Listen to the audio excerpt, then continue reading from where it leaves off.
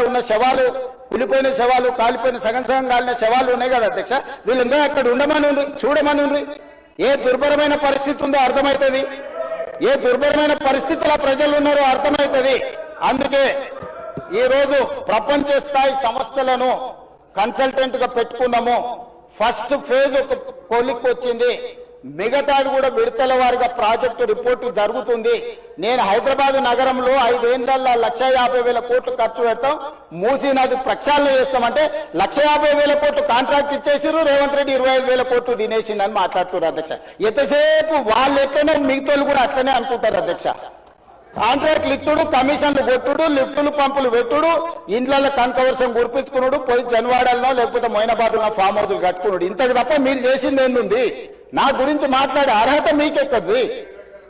ఈ రోజుకు ఏది కూడా మేము కన్సల్టెంట్స్ డీటెయిల్ ప్రాజెక్టు రిపోర్ట్ ఇచ్చే వరకు అంచనాలు మేము చెప్పలేము. ఏంటంటే మేము 80,000 పుస్తకాలు చదవలేదు, మాకంత నాలెడ్జ్ లేదు, మేము అట్లా దొంగతనాలు చేయాలని పని కూడా పెట్టుకోలేదు అధ్యక్ష.